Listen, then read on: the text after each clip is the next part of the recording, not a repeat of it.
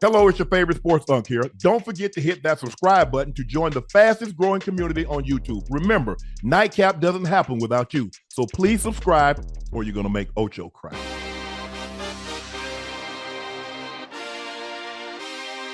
Ocho here.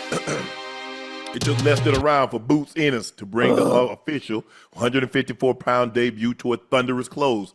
Ennis, 35 wins, 0 losses, 31 by KO. The former unified welterweight champ sent a loud and clear message to the junior middleweight division by scoring 2 knockdowns en route to a first-round TKO. Portugal. I ain't going to even try to say his first name. Last name is Lima. Yeah. I sent a big message, Ennis said. You already know what time it is. You know who I want next. The likely next, a long-anticipated showdown between Virgil Ortiz if he gets past Erickson Lubin in November. Yeah. Hey, listen, Unc, I'm excited. You know how much I love the sport of boxing. You know how much I love the sweet science and understand exactly what I'm watching. Some people will say, oh, Boots Ennis hadn't fought anybody, but everyone has to build their resume to get to the big fights. You have to fight fighters to build your resume to get to the big fights. The big fight, obviously, is Virgil Ortiz. Boots called out some very interesting names after winning tonight. He called out Charlo.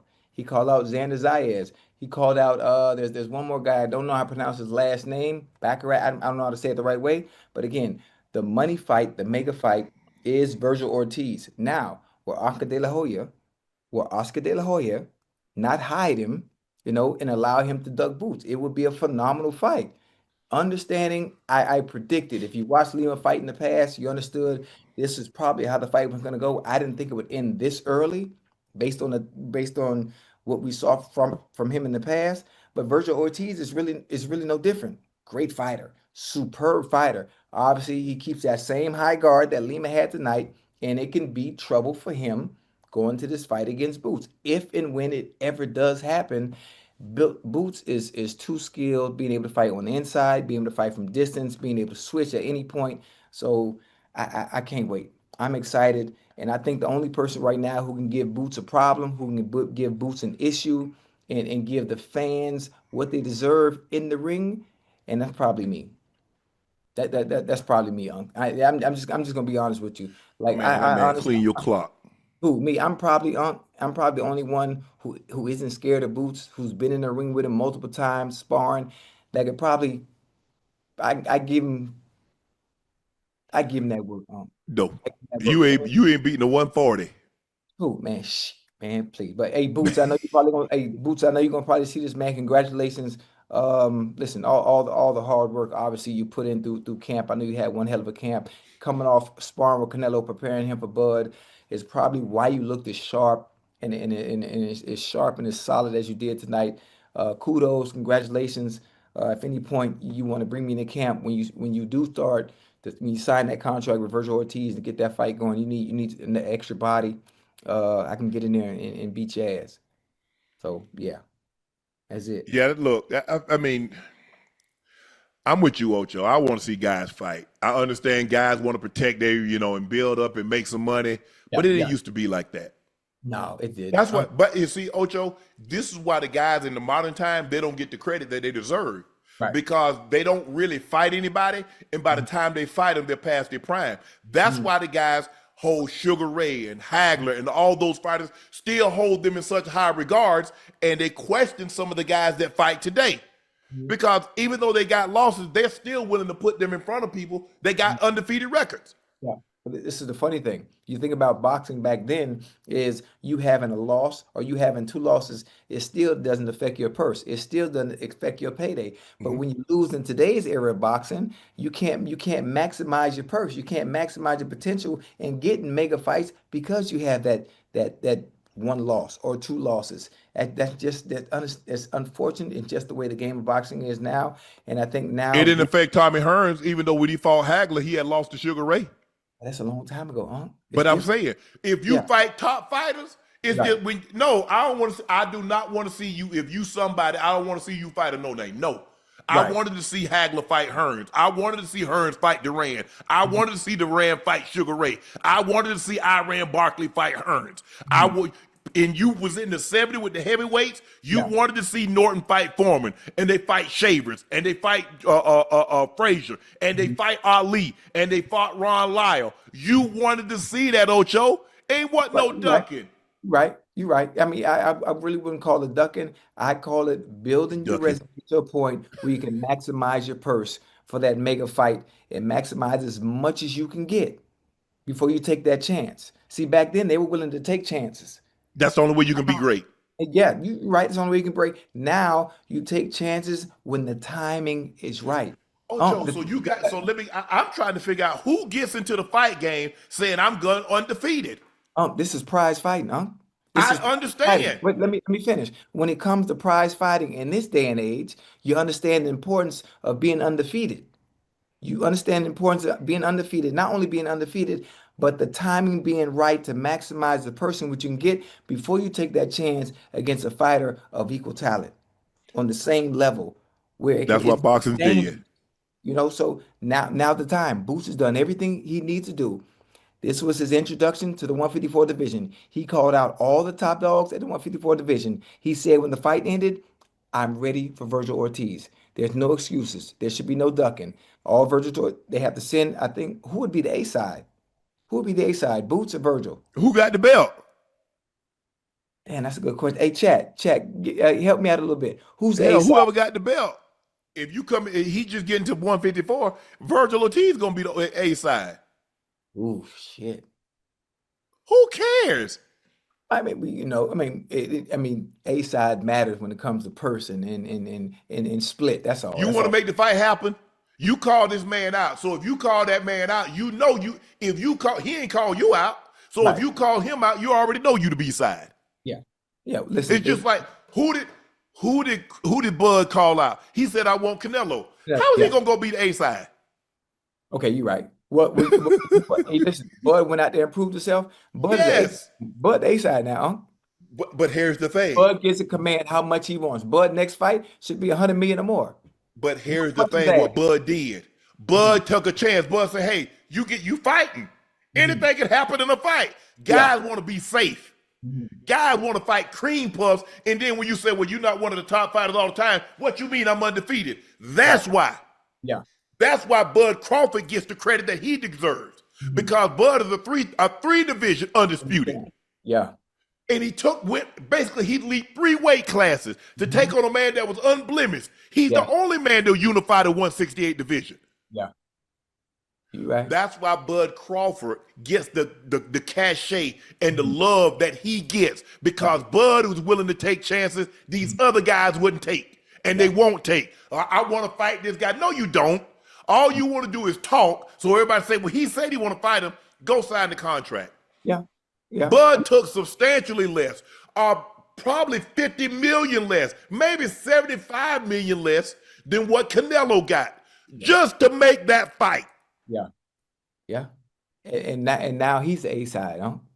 He's A side. The only problem with Bud, where the fuck do you? Oh, I'm sorry. My bad. My bad. My bad. He can't Where do you fight nobody but Canelo. where do you go next? Where do you Canelo go next? rematch. Listen, Benavidez come down. no, Benavidez, no, I no, don't no, know no, if no, no, no. Benavidez want to come down to 168.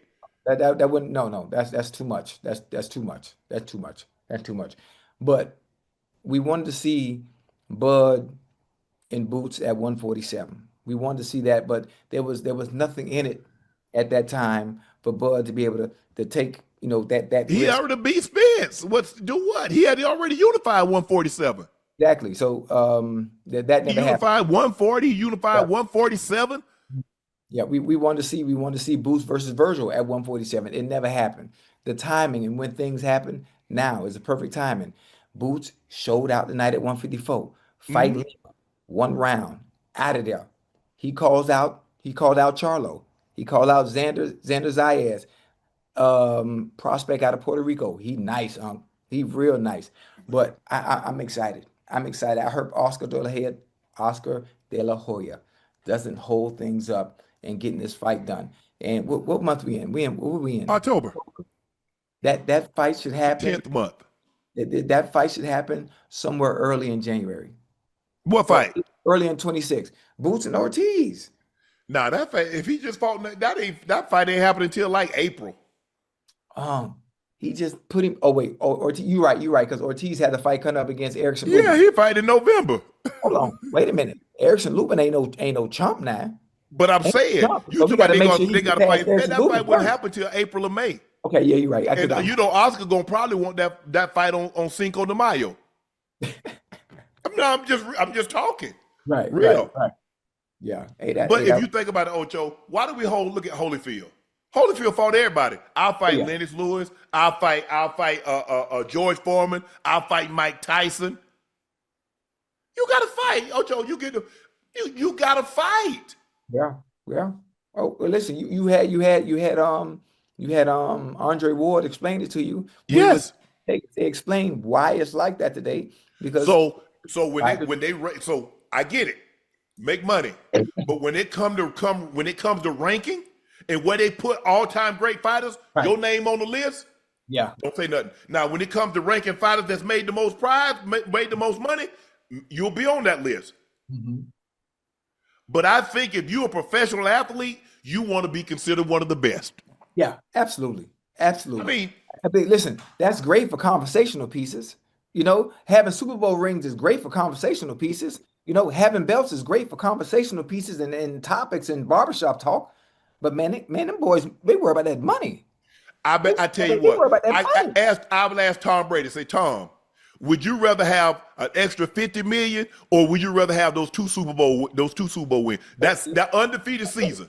You talk about a quarterback that's worth $400 million. Like, come on now. That's different. After you don't make, first of all, you made more money than you ever thought you would as a boxer. Because most of the time boxers come from impoverished conditions, just like you and I. Absolutely. Anything that I made over $2 was more than I ever thought I would make. Exactly. So now we've made millions. Mm-hmm. Now I wanted to make money long as I can get my grandmother out of the house. But I wanted to be a damn good football player. I wanted to be in a situation that when people talked about the position, they talked about me. Or if people in Denver would remember me. Right. That's what I wanted. Right. Yeah, you make money. Yeah. But it's hard for me to get, so now, okay, you're the wealthiest boxer in the world, but nobody talks about you. And everybody questions your legacy. You think about Floyd. Floyd is the wealthiest boxer in the world. He's still talked about. But a lot of people still put Sugar Ray Robinson in front of him. A lot of people put Sugar Ray Leonard in front of him. A lot of people put Bud Crawford now in front of him. It should be a no-brainer. Yeah, you're right, but I don't think especially when it comes to Floyd, he's not worried about who they put in front of him. But everybody can't be Floyd. Everybody's trying to be Floyd, but they're not gonna be Floyd. No. That's the problem, Ocho. I get it. Floyd is a very unique situation. Floyd needs to be set aside. Stop looking at Floyd's career and how Floyd did what Floyd did. Mm-hmm.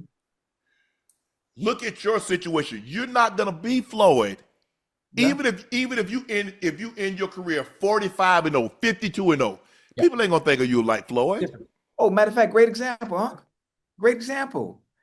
Tank is fighting in an exhibition fight against Jake Paul. Yes. Why is he taking that fight? You think he's worried about Willie Frank? You think he's worried about who would? No. It's prize fighting, making as much money as you can. Making as much money you can in that small window of opportunity that you have to do as a boxer. We shouldn't have been a boxer then. You should have got some look because you don't play box. Because you could end your life. That could end your life. Boxers have died. Dooku Kim. What's the guy? Bernie Perret. When he killed a guy, I think he killed a guy.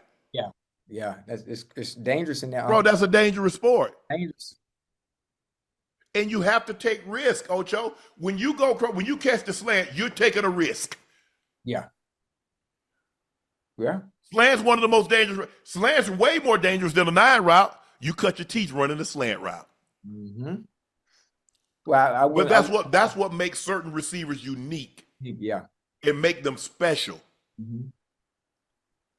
I just, like I said, look, you got into this sport, you understood what this sport entailed. Yeah. That's why boxing is dying. They keep asking, well, why boxing dying? Because the greats won't fight. They won't.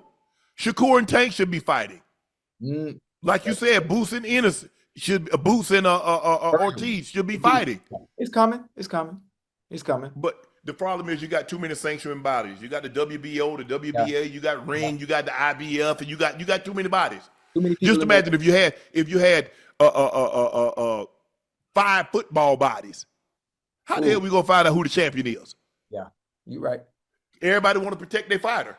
Mhm. Don't nobody want to see their fighter lose. Yeah. So I'm gonna protect him. Mm-hmm. And listen to me, honestly, based on skill, and if you actually enjoy boxing and know what you're watching round by round. I'm not just about getting in there and knocking people out. My favorite and most exciting fighters to watch because I actually know what I'm watching. Obviously, Bud is one.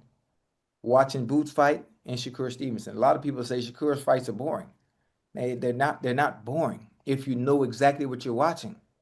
Right. He puts on a master class offensively and defensively every effing fight, whether he's on the inside, whether he's at mid-range. I mean, it's like, how are you doing that? How are you doing it? Because I actually know what I'm watching. I understand the sweet science now, where it's not, I'm just not in there waiting on a knockout. No, I'm seeing everything develop round by round. I'm seeing how they feel each other out. Okay, this ain't working. Well, I'm gonna do this in the first round, and I'm gonna see if it work in the fourth. There's But just little nuances of it, man. I think people, when I hear people talk about fighters, oh, they ain't fighting nobody. I'm like I don't think y'all understand how difficult that sport is in general. it is. But Ocho, I remember when Shane Mosley fought Winky Wright, fought Vernon Forrest, and they fought this one and they fought that one. Wasn't Right. nobody ducking. You No. had to fight. Hagler had to fight Hearns. Hearns had to fight Leonard. Leonard had to fight Duran, and so forth and so on. You had to fight. Yeah. But you got the box sanctioning bodies, and you got the zone, and you got top rank, and you got PBC, and you got this one, and you got that Hey. one, and the WBC, and the WBO, and the WB this, and the IBF, and Ring Magazine. And I'm gonna protect my fighter because I got the golden goose. And long as he undefeated and he with mine, y'all want. Hey, you know who gonna make boxing great again? Goddamn Turkey. Goddamn Turkey. Turkey gonna get them boys from hiding behind whatever they hide behind. These coaches not gonna be able to hide them because Turkey gonna throw that money and it's gonna force you into taking a chance and fighting someone of equal talent, That same level, where you can get yourself hurt. Something gonna happen. yes, Something gonna you happen. got to Ocho, because first of all, in order to knock somebody out, you got to subject yourself to get knocked out because you got to. Ain't nobody Gotta be throwing no vulnerable. punch like this. No, you gotta be vulnerable. Yes. Gotta be vulnerable. See, that's why I That, went. but see, That's why I you, went. you see what you said, Ocho? But You got to be vulnerable. you have to. So knocking somebody out is like falling in love. You got to be vulnerable. You got to open yourself up. Ooh, Are that's you willing to open yourself up, Ocho? got the Debo. The Debo. I hope James Harrison see this. I can't wait till I see you. I'm gonna punch you in your face. I'm gonna punch you in your face. I don't care where we see each other at.